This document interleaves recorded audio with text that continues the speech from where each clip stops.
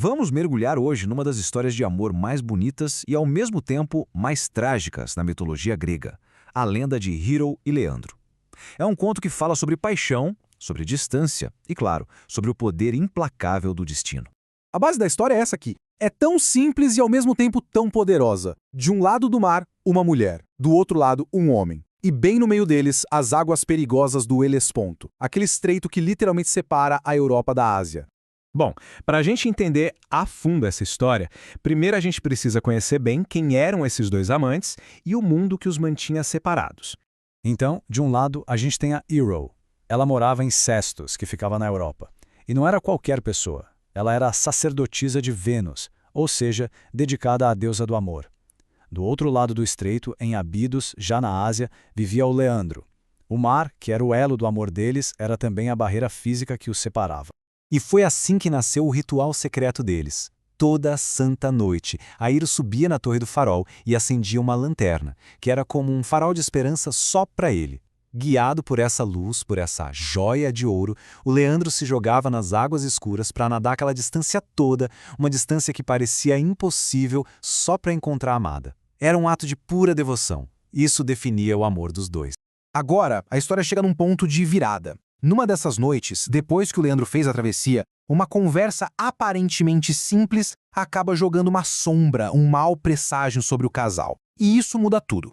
Imagina a cena. Ele chegava exausto, claro, mas triunfante. E sempre dizia a mesma coisa. Era para ser uma celebração da força e do amor dele. Mas, sem querer, nessas palavras tinha um quê de desafio aos deuses. Uma confiança que beirava a arrogância. Sabe, aquilo que os gregos chamavam de hubris. A intuição da Hero aqui é impressionante. Ela pedia para ele parar de falar aquilo. Para ela, a frase soava quase como uma profecia.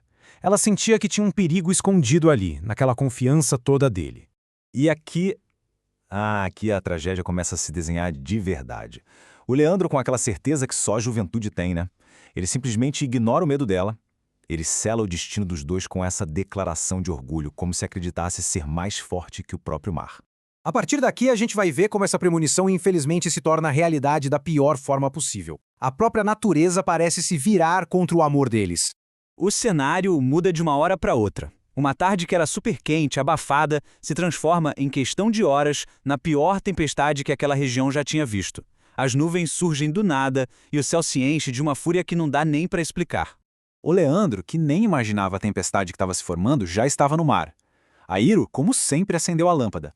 Mas aí acontece uma coisa bizarra, um acaso do destino. Uma ave marinha, completamente desorientada e cega pelos relâmpagos, bate com tudo no vidro que protegia a chama da lanterna. Com o impacto, o vidro se quebra. A chuva e o vento, que agora entram sem barreira nenhuma, apagam a chama na hora. A luz da Hero se apaga. E junto com ela, a única coisa que guiava o Leandro no meio daquele oceano violento. Na escuridão, no meio daquele caos, o Leandro perde totalmente o rumo.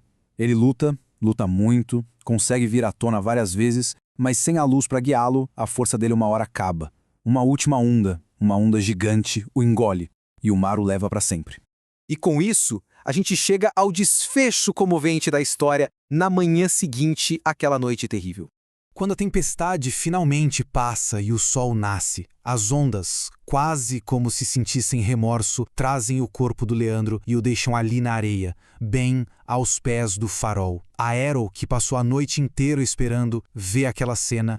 O grito da Hero ecoa pela praia. Na sua dor, ela se culpa. Ela acredita que, por ter falado do seu medo, ela acabou desafiando o destino, provocando a raiva dos deuses e, por consequência, a morte do seu grande amor.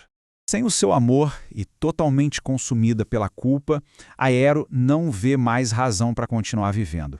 Ela pega o corpo do Leandro, o devolve para as ondas, sobe no penhasco mais alto que encontra e, sem hesitar um segundo, se joga no mar para se juntar a ele na morte.